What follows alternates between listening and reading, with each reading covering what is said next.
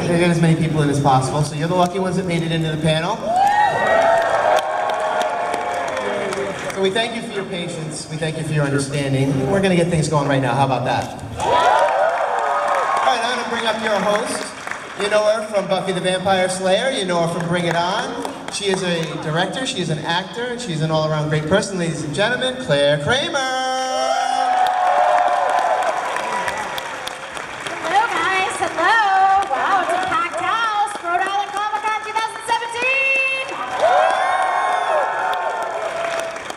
Having a good time. Are you guys wanting to talk about Stranger Things? Yeah, me too. So let's welcome the cast to the stage. Please welcome first up Sadie Singh.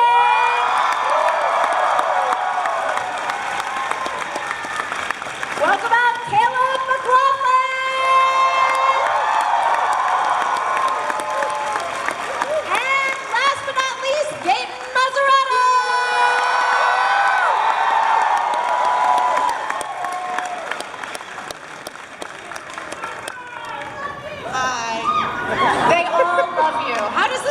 Guys, I mean... Well, this is the first Comic-Con I sat on a very comfortable chair. Yes. It's kind of like a living room, right? Yeah. So, yeah, you can kick back and don't worry, anything you say is safe. There he goes. What? He took it literally, I love it. Anything you say obviously stays right in this room, right guys? With all your cell phones up? See that rule is being followed. You can take pictures, but you know what? At the end, they'll pose for a photo. So get your quick picture, and then why don't we just enjoy this moment? You guys made it into the room. You're the lucky ones. Yeah. Ready to talk about the show with these guys? Yeah, but she's right. Everyone should like put their phones down and enjoy the moment in the present. You can remember it. When are you actually gonna watch it after this? Probably never. You're probably gonna post it so you can get a bunch of likes, which is still pretty cool. But come on, enjoy it. Enjoy it. So, Dayton and Caleb, you guys obviously, season 1 was released and the phenomena that is Stranger Things came about. How has the release of season 2, 2 weeks ago, been different? Okay, can I answer? Than the first season? No. I'm gonna answer it anyways. Do it. But first season was like, oh wow, people really like the show. Yeah, it's crazy. Thank you guys for all the love. Now season 2 is just like huge. Like everyone's like, oh, I love the show and stuff. And mom was on the train and stuff. And my mom was on the Amtrak train the other day. The Amtrak train. I don't know how I said that. But, she's like, everyone's watching Stranger Things. And I'm like, wow, people are not coming up to my table. It's like, I hate you now. They're like, I love your character this season. Absolutely. Thank you. And with Lucas, how did you create the character? What was, you know, at the start of the show, how did you watch movies from the 80s? Like, what was the process like for you? I didn't, you know, just to get the whole feel, I had to watch a few 80s movies, Goonies, E.T. Those are good ones. Just being a kid was just the most important part, and the whole bond of me and Gaten already had a bond, so it was pretty easy. Other than that, I had to create Lucas. I had to get a little bit mean, skeptical, you know. Yeah. What about you, Gaten? I watched The Matrix over and over again because just like Dustin, that no one knows what's going on. No, but you know, kidding. Dustin's like the glue of the. Yeah, that's what I like to say. You know, I mean, he has that part in the first season, episode 6, when I make him go to Lucas's house to shake hands and it doesn't work out, but he tried.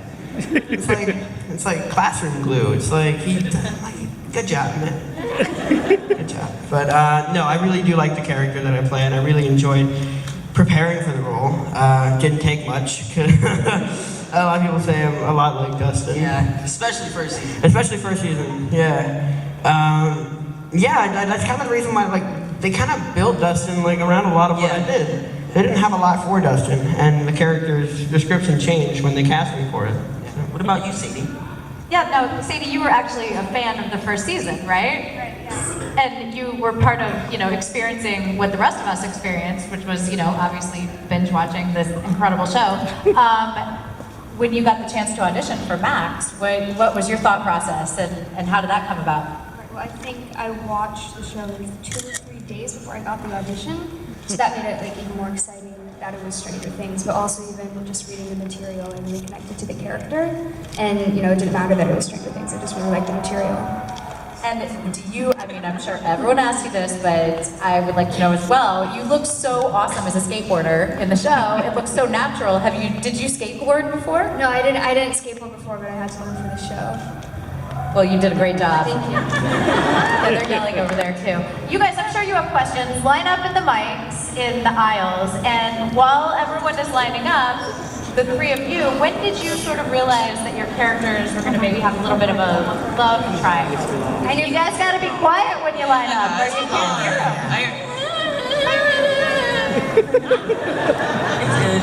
Sorry. When did you guys realize the storyline was going to evolve in this little sort of love triangle between the three of you? I think that it's not like really a love triangle. Not really. Well, kind of. It's got a little romantic twist to it, but I think I knew that it was gonna happen kind of when we started auditioning because our screen test was only with us. Finn wasn't there, Millie, Noah, they weren't there. And so it was like, okay, she's definitely gonna have some type of a more of a relationship with Dustin and Lucas than the other kids. Like, we kind of assumed it there because they had written that scene. It was actually, we did the scene when we're trick-or-treating, and we're doing our tubular. That's the scene. That was the scene, and to see how we worked on screen. So I kind of figured that it was gonna take that kind of twist from the audition. Yeah. You had a little hint there. A little bit. Yeah. Well, it was great. Hi. Hey. Hello. I wanted to know what your best memory on set, and also I have this poster to give you guys. Oh, thank you. Look at that. Look at that. You know what? I'll take the poster and we'll put that back there for them. And then while I'm doing that, what was your favorite memory? Obviously, season 2 for you, Sadie, or season 1 or 2 for you guys? When we left, Kidding. Want to take it first? I'd say like all those scenes in the tunnels were really fun. Also a little bit challenging because it was very hot. A lot of running. A lot of running. And the goggles would like fog up, but it was a cool set, so that was fun. Yeah. I would say the tunnels too. I had to show my running skills. My parkour skills. I actually fell. My parkour skills. I was overdoing it. I was like, yeah, I'm fast. And then I just fell off the. The woods too, both of you. Oh, yeah, I did. Count I on got us poked with in the that. eye. We're great at that. I think my favorite memory was probably filming the scene on the train tracks with Joe. Of course, he does it without us. Yeah. You know what? It was a good scene. It was good. And I liked it a lot. That was kind of the start of the babysitter Steve. So I mean, that was really good, and I really loved it because I mean, Andrew was directing it, and they had this. It was so cool seeing how they worked the camera because they had like this whole. They crafted a wooden cart to put the camera on over the top of the train tracks, and we're going back on the train tracks. It was super cool. We did so many different shots. They had this one idea where it would only be us in the way back coming up. They wouldn't change shot only from that. Of us as little specks in the back and coming forward, and then it would end once we passed camera. They had so many different ideas for that scene, and I just remember having a good time with doing that scene. Mainly because they weren't there. Thank you, bro. I love you too. Thank you so much. Hi. Hi. Hey. Hi. First thing I'd like to say is that I am actually a triplet, and our birthday was very recently, and we came here to RI Comic-Con. And one of the main things we wanted to do, one of the main panels that we knew we had to do was the Stranger Things panel, and I'm really happy to be here right now. Well, thank you. Awesome. And my question is, were there any scenes that were very long and repetitive and kind of annoying that you guys had to keep shooting? Yes. The Mind Flayer. The Mind Flayer scene. Oh my gosh, we were there for a whole day. Which one? What's the the scene one? where I put the book down, like the Mind Flayer. And it's like, oh, here he goes again. And the Germans with. Oh, that. Oh, yeah. Oh my gosh, yeah. I had a headache. Yeah, and everyone just kept laughing. Everyone kept So laughing. bad. Especially. Yeah, I kept messing up my lines a lot because it was a long paragraph-ish type of thing. So You were so prepared. You came so prepared, though. I tried. Well, you guys all have a theater background, so you guys are used to memorizing a lot of material, right? Yeah, yes. Yeah, I mean, actually, I think that for season 3 there should be a musical episode. No. No, don't clap. Do not. Do not. No. That is an awful idea. You guys think that now, you're like, oh, because you guys are fans of us. But Stranger Things would be so bad if it was a musical. The Demogorgon, the Demogorgon, the Demogorgon. So bad. It would be so bad. And then Dustin tap dancing. Dustin would be a tap dancer if he were a tap dancer. No, guys, no. Well, maybe season 5 or 6. We can hold off till then. Bye. Slow down.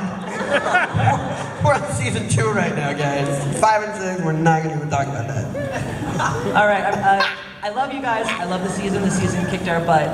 I just want to ask you boys. I don't want to take away from Stranger Things, but I love theater, and I think that you guys are, incredible, talented. You're singers. I saw you guys on the, TV the other day singing or whatever. What's it like, the energy difference between live stage on Broadway and then the energy you have to bring to camera? I know that sometimes you can use the energy from stage. Is it more difficult? Is it more fun? What do you like better? Both. For me, I find theater to be more difficult just because of when we're doing school, because I would go to school every morning and then I get picked up, I go to the city, which is about a 2-hour drive from where I live, and then I do the show, I get home about 1:30 in the morning, and then I get up at 6:30 and do it again every day. So that was rough. The schedule was mainly the hard part, but that kind of got me prepared for those late night shoots that we always had. And just the hard schedule, and it was very unpredictable on screen, the schedule. But there really is an adrenaline rush that you get. There really is chemistry between the audience and the performer whenever you're on stage. And I always feel like I have a better performance with a better audience. And I always feel that energy, and I always try and use that and put it on camera. Great answer. Thank you. Thank you. Hi. Hi, first of all, I want to thank all you guys for coming today to Rhode Island Comic Con. Second of all, my question is, what are your hopes for your characters in season 3? What are your hopes for become your... Superman and fly. Who doesn't? Yes, true. I'll think about this one. Alright, I kind of want to see Max and 11 become friends. And also, Kevin was mean. I think I want to kind of find out more about Max's family life and kind of what's going on with their stepdad and stepbrother. Yes, that'd be good. Yes. And with you guys, we did get to see more of your family life this season. Yes. What did you guys think as actors when you started having that kind of peek behind the curtain and into the home life? I was very happy because you knew nothing about Dustin in the first season. He was very mysterious, and more mysterious than 11. But the only thing you knew is that he moved there in the 4th grade, and that's pretty much all you know about him. And so for the second season, when you got to meet my mom, my cat, my turtle, and my Demogorgon, it was all super fun. I loved going into the set for my house and seeing my room, which is super cool. He has cowboy, if you could go back, he has cowboys and Indians wallpaper. And I'm like, why'd you have that? When he was 5, he was totally into that. And then he just didn't change the wallpaper. I'm like, the attention to detail, it was so funny. Just seeing my house, and I'm like, that room is perfect for Dustin, if you go back. It's so nerdy and sciencey. There's a generic no-brand lightsaber on the floor, which is super cool. It's awesome. I was like, crap, I'm the only Sinclair. No, I was really excited to have a family, because did anyone see the SNL skit? Yeah, they're like, where's the black kid's parents? That was funny. So I was like, yeah, where is the black kid's parents? So I was super happy. I was super happy to have a little sister. That reminded me of my actual sister. She was very feisty and she's like the mom of the house in a way, I listen to her, it's funny. If you realize, but and then my dad, and then my mom, yeah. It was cool, but no one will replace my mom and dad. No, it's not like that, guys. I'm not trying to it's good though, thank you, appreciate it. Yeah. Next question. Hi. What did it feel like when Dart ate Muse? Well, it was a stab in the heart, because I have a cat, and I love my cat. She doesn't like me, but I love my cat. And I would always think, I'm like, how do I look terrified and upset that my cat is dead? Like, think about, maybe it's Buttercup. That is Buttercup there. And then I thought, wait, Dustin doesn't really care about his cat all that much. Really, like he does. He's like, sorry, you ate my cat. Like when he says it to Dustin, but I'm sure he cares more about the turtle. I think the cat's more than his mom's. But when we read that at the table read, do you remember that scene? Oh my God. Everyone was at. No, I have a cat that likes me. And I spend time with him. Christian likes me too. Yes, Christian loves him. And then it was so bad when I saw him, like, his skin, like, flapping around, and the Denmark was like, and I was like, no, Christian! Think about your cat there. Yeah. My cat would have been able to destroy Dart, though. My cat is feisty. Thank you. Hi. You look great. Hey. Thank you. Yeah. Nice. Thank you. What would you say your experiences as child actors has been, and what advice would you give to another aspiring child actor? It's been great. I'm doing what I love, and that's what's important. And I guess what advice I would give is just kind of don't give up, because like rejection is a big part of it, and you kind of just have to learn to handle that, I guess. And yeah, I just say, don't give up. Yeah. Do what you can to get an agent. That helps. What did he say? Do what you can to get an agent. Oh, give you auditions. That's always useful. But yeah, like you said, it took me like 2 years to get my first role at all, of constant auditioning. I was three days a week I'd drive into the city, and I was just close to giving up, and that's when I got the call for Priscilla, Queen of the Desert on Broadway. So I was like, yay, finally. And then I just kept going from there. Like that's the hardest part, is getting that little boost, because once you get your first role, you're more recognizable. You're more recognizable, and people will say, oh, he has a little bit more experience or credit. So it's easier to get roles from there. So the hardest part is that first year or two of just constant working and getting nothing out of it. Thank you. I would also say, like Sadie and Gain said, don't give up, because you're gonna get rejected a lot. And all the auditions you go on, you're not gonna get every single one. There's so many actors that have been auditioning since they were super young and they're adults now, and they haven't had that right role and haven't actually got anything. So you just need to know in yourself that you can do it, and yeah, so just believe in yourself, and yeah, you'll do good. You'll do good. Thank you. Thank you. Good luck with your career. Hi. Hi, do you think that you guys have like a bigger advantage for getting like future jobs from like, starting acting so young? I definitely think so. Yeah. I definitely think that starting young is key to getting. I started when I was 6 years old. Like I started like I remember when meeting my manager, who's still my manager now. Like, you want to do this? And my sister was starting out, and she's like, you want to do this? I had no idea what she was talking about. She was like, yes, dude. I wanted to be like my big sister. And I just kept, aww. No, I kept on auditioning from there, and I think because I was so young, I was able to play a 6-year-old as a 9-year-old on stage. So it's easier. Especially in theater, they like people that are older to play younger. And how do you guys deal with the rejection? Because like you said, that is a big part of being an actor and auditioning. And yeah, you just move on. You just don't think about the audition. You go to the audition. Yeah, like Stranger Things, when I first auditioned, you never like put all your energy into one project, because once you do that and you get rejected, you feel like crap. But with Stranger Things, I was like, I auditioned, gave it my all, but then after that, just leave it behind you, move on, go to the next thing. And then if it comes back, then it comes back. But don't give all your energy, because you'll feel like crap. No matter the role, even if it's like this giant role, like for a lead in the biggest blockbuster of the year, don't get your hopes up and just forget about it. Just forget about it, because that's what I did for 2 years straight, and that's probably why I'm sitting here today. thank you. Hi. Hi. So how would you say Stranger Things has affected your social or school life? How has Stranger Things affected your school and social life? I mean, it's a little bit different because everybody kind of recognizes me, and I'll get people asking for pictures. but it's cool. I understand it. I mean, and like teachers will come up to me and tell me I did a good job. Yeah.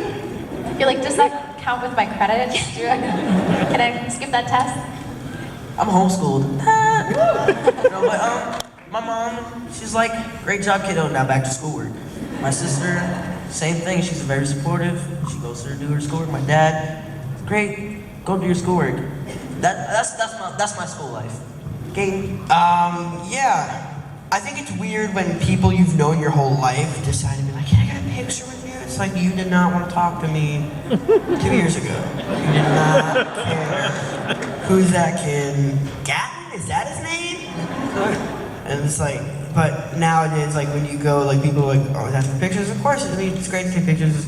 Usually with the people in grades below me that haven't gone to school with me. But I enjoy it, and I mean, it can be kind of stressful when like you're trying to eat lunch and then like you can't eat lunch. People come up and ask me for pictures, but I make the best of it. I appreciate that people appreciate my work, and I just continue to make the best of it. Okay, thank you. That's awesome. Thank you. Okay, hi. Hi guys, thank you for coming out today. Thank you. Yeah, thank you. As young developing actors, is there that one actor or actress that you look up to a lot, like has totally inspired you? And this is a question for all three of you guys. Tom Hanks, definitely. Yeah, I gotta say Tom Hanks, just because he's done so much. He can do anything. Like really, like he can play any role. And my favorite movie of all time is Saving Private Ryan, and I just always looked up to him because of that movie, and I always will. So Tom Hanks. I think when I first started acting, I didn't want to be an actor. I wanted to be so many other things. I wanted to be a bodybuilder. So yeah, I actually didn't have anyone that inspired me to do this. It was actually my younger sister. She said, hey, come on, I don't want to do this by myself. It's community theater. And she's like, I don't want to do this by myself, so come join this and do it with me. I'm like, all right, and then I'll do it. I did it, I loved it, right? So then that's when I went and I wanted to take it a step further, go to Broadway. Actually, I wasn't like, oh, let me go to Broadway. Actually, my parents actually took me to go see Simba, and not Simba, Lion King on Broadway. Just Simba, yeah, just Simba. No, when Simba's part was over, they left the theater. Yeah, that was it. But I was like, wow, I want to be Simba. And Simba inspired me to do more. And then once I got the part, I was like, hey, I like this acting thing. And so I just did it from then on. Thank you. Oh, sweet. Sadie. You want to say something? You want to? I like Emma Stone.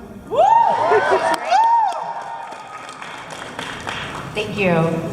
And Gaten and Caleb, when did you guys realize after season 1 premiered that this was the fan base for the show and the show was something really, really special? So, like everyone likes it? Yes. Like, people like every age, you know, it just appeals to like everyone. It's just super cool. When did I realize? Was it one experience? Actually, there was this one experience. It's actually just coming to me now. Wow. I was playing Pokemon Go, and it was that summer. And I was at this lake where in Jersey with my friend, with my very close friend, like a brother, Kyle, and my brother, Carmen. And we were playing Pokemon Go by the lake, and then there was this Pokestop that was there that everyone would camp out. And so I went to camp out, and then everyone asked for a picture. Everyone there, I'm like, what in the world is this? This is so strange. Because there was like a 7-year-old that asked me for a picture, and then there was like a 40-year-old man who was playing Pokemon Go that asked me for a picture. Who likes the show? I didn't know. I didn't know. So that was crazy when I realized that the fan base was so diverse. Well, it is a cross-generational show. I mean, older generations appreciate it because it's nostalgic and it uses a lot of actors from the 80s, you know, Winona Ryder, Sean Astin, and then the younger generation relates to you guys. That is, and the older generation as well, because we're reliving the era, so it makes sense. Yeah, and Caleb, when did you realize that the show was a huge success and it had such a great fan base? I think when my followers started going up, I was like, oh wow, I'm getting followers. Because I had like 0. No. You were your only But just maybe like this, like going to Comic-Con. Yeah. Boop. No, but I think Comic-Cons really like make me realize because how much the fans really come out from like hours away. And you guys. They draw fan art of us and write letters, and then they're sitting here and listening to us talk. That's weird to me. I'm like, because at first it was like, if I was into Stranger Things, I'd be like, who's that black kid? Like, and I was like, oh, it's Lucas, you know? So, and then they're like, oh, now it's Caleb. And I love the fact that people respect me for my work. And that really helped, I cannot talk today. That really touches my heart, thank you.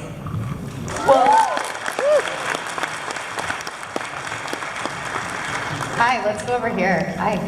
Well, thank you guys for coming. Thank you. And if you could be any other character on the show, which one would you be? Hopper. Hopper again, Hopper. Sadie. Now I feel pressure. Sadie, Hopper. Lucas. Hopper. Sure, Hopper. Thank you. Hi. Hi, so my question is for Gaten. What was your favorite Dustin and Steve moment to film? My favorite Dustin scene? Dustin and Steve. Oh, Dustin and Steve. Sorry, that's the Dustin scene when we were planning. But Dustin and Steve, of course, the one by the train tracks. But that scene in the car at the very end. Who here has not seen it? Get out. There's gonna be spoilers. With my hair and everything, and that's kind of the moment where he's giving me courage. He's like, you're gonna go in there, you're gonna look like $1,000, I'm gonna slay him dead. And I'm like, aw. Because he knows it's not really true. He's like making him feel better, and that's what's so great about Steve and his arc, and I feel like that really shows the arc of both of the characters. Dustin's gaining confidence, and Steve is gaining that sensitive side to him. They're kind of like showing each other different things in life that they can both cherish, and that's one of the greater scenes in the show. And I think it really opens up a lot of doors for the two characters to come in future seasons together, because I think they will continue this bond later in the seasons, because it's just adorable. I think it's awesome. Thank you. Thank you. It was a really endearing moment. I love that. And I want to take this opportunity, each of you guys Smiles is an organization to help people with cleidocranial dysplasia. I have this condition. You guys might remember that I talk about it in the first episode of season 1 when the bullies are making fun of me because of my teeth. And I still don't have my teeth, actually. I didn't realize that crack was going to be so audible. Sorry. I usually am the only one that hears that, but right next to the mic, wow. But it's a condition, you're always born with it, and it affects the growth of pretty much every bone in your body, but mostly your collarbones. So you're born without your collarbones. Of course, it affects the structure of your jaw. And a lot of people think that they don't have enough teeth. They actually have more teeth. And what the thing is that your genes basically, most people, they say you're going to have your baby teeth, they're going to fall out, adult teeth are going to come in, they're going to stop. You're going to stop growing. No. With CCD, your baby teeth don't want to come out, your adult teeth don't want to come in, and you more than likely have more teeth than you should.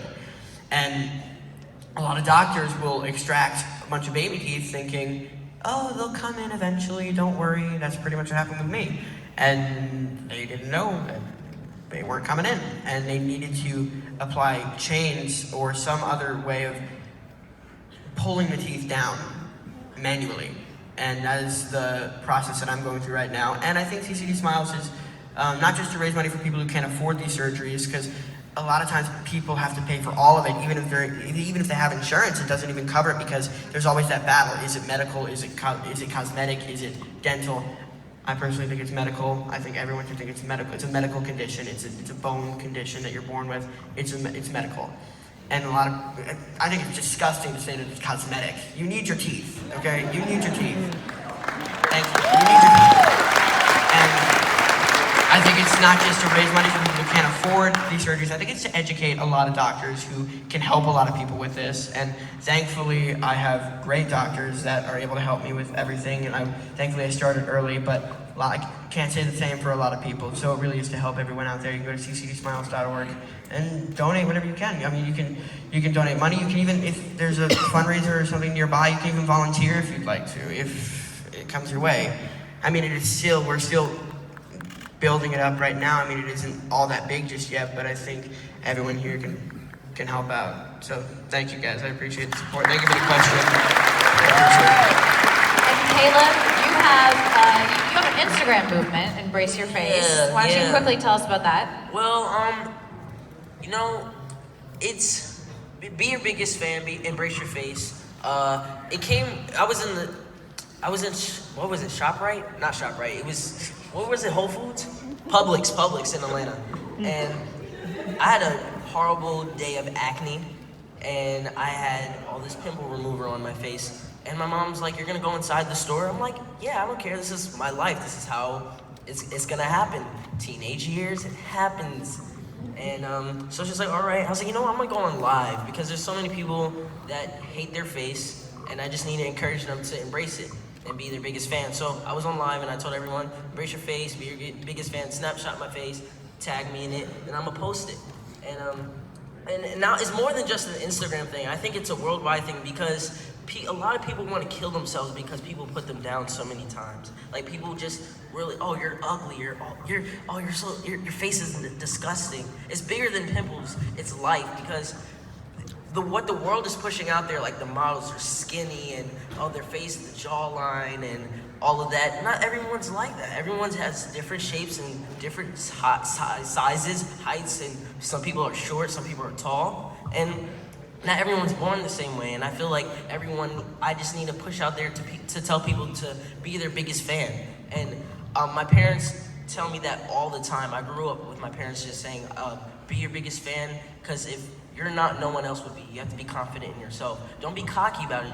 Just be cool and collected about it. But yeah, that's what I that's what I do on my Instagram. And yeah, and it's been working a lot. Like a Comic-Con I went to the other like a few months ago. Someone said once you posted the embrace your face stuff, be your biggest fan stuff, I decided not to kill myself. And I'm like, what? So like I was gonna kill myself. I was gonna commit suicide.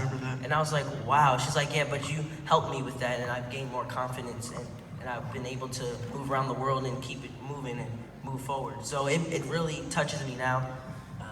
Yeah, so yeah, that's what I do. Good for you.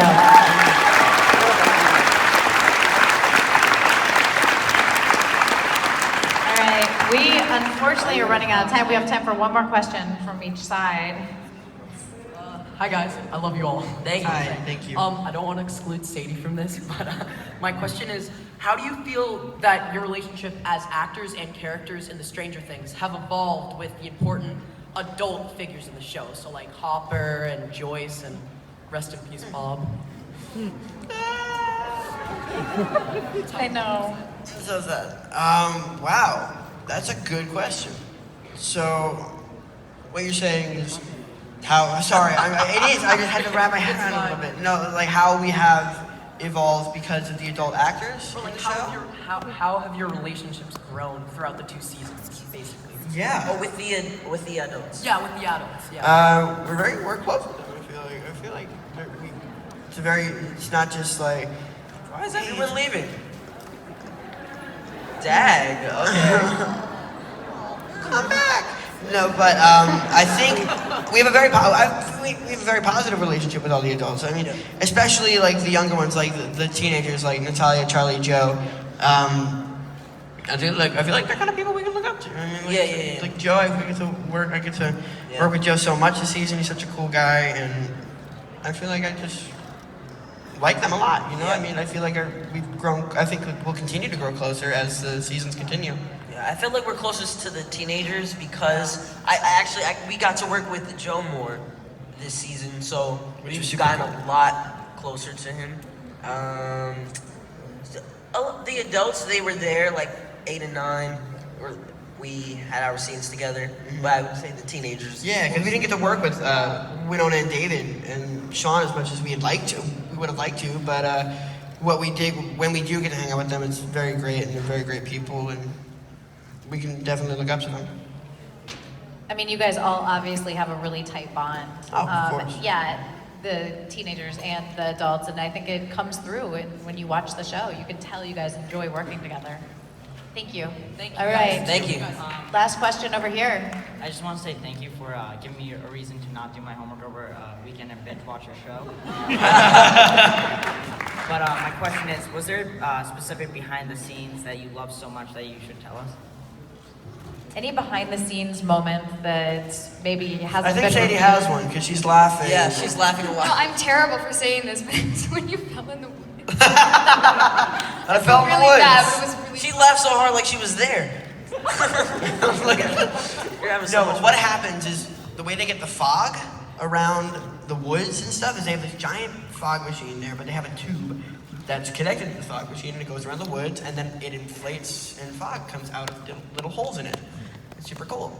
And when they have enough fog, they turn it off and then the tube goes down, but it's like water vapor on this tube, so it's a little slippery. It's a little bit slippery. It's like this garbage bag. It's like a big, long garbage bag. And so we're running through the woods to go meet up with Nancy and Jonathan, and that's when Joe's taking the lead and I'm right behind him, and then there's that tube. There's that slippery tube on the floor where I just slipped, caught myself in a tree, and just fell. And then it happened again. Like try to grab onto the tree or I something. tried to grab onto the tree and it broke a branch, so I went through. So it was wonderful, and I tumbled a little bit. And if Happened you're- twice. And if you're from like outside of the woods, you just see a flashlight. You can see a flashlight go down because you can't see us. Yeah. Because it was so foggy. Especially and not dark. me. I'm too chocolate for the night. That was a good one. That was a good one. Thank you. Thank you. Okay, and now you guys, do you want to give out Yeah, some sure. of these Stranger Toss Things some bracelets. wristbands and bracelets? Get this party started, yeah! Run away.